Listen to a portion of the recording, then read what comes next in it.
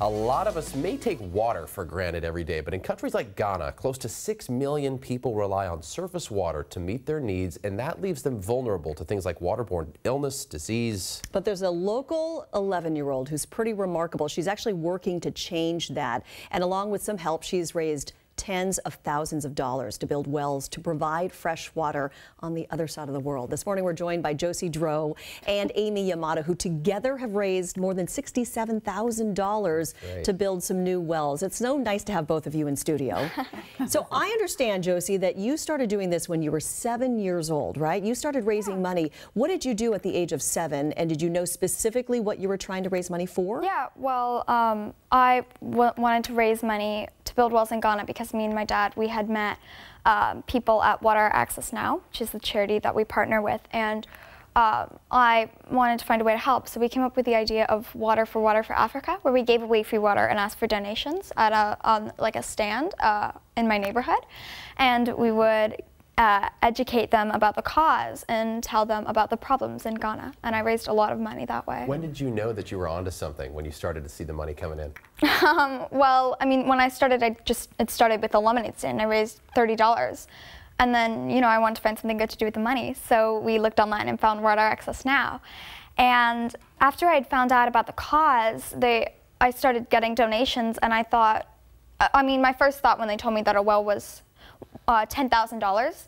My first thought was, I can do that, because I was 7 at the time. Right, Amy? And I just stayed really set on that, and I did it. And by the age of 9, you actually did raise $10,000 to build this well. So there's a well in Ghana that was built because of you. I get chills every time. I know. I'm just saying that. I think. What was this journey like for you? How did you help? Yeah, well, once I had heard about Josie and what she had created, I thought, what have I been doing with my life? You know, she's 9, you know, at the time 9 years old, and she's already had a well built. And I coach entrepreneurs on having a strong message for their audiences and building that deep connection. And I always like to think beyond business. You know, like to me, it shouldn't be just about myself and my business and my own growth, but how can we make a bigger difference in the world? So when I learned about this, I was like, wow, this young lady has done something that most people don't do in their lifetime. And I thought, what can I do to help her to expand her message?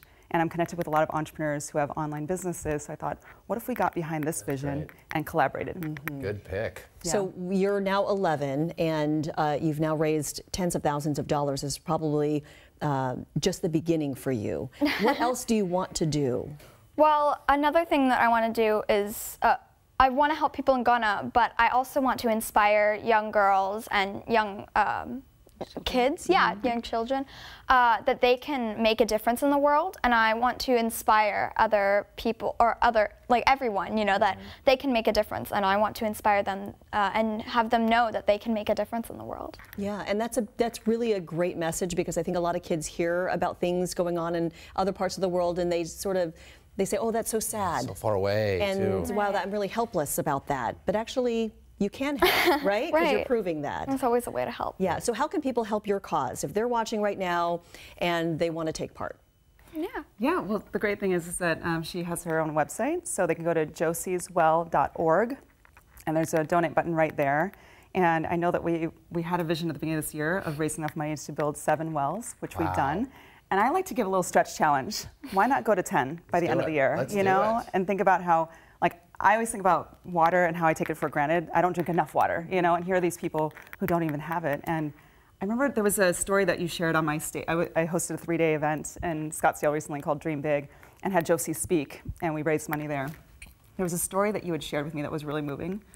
Oh yeah, well, the story is that one of the volunteers who went to Ghana, they work with Water Access Now, and they went to one of the villages where a well had been built about a year ago, and she asked one of the women who lived in that village what problem the wells had made for her, and she said, and what difference? Difference, right?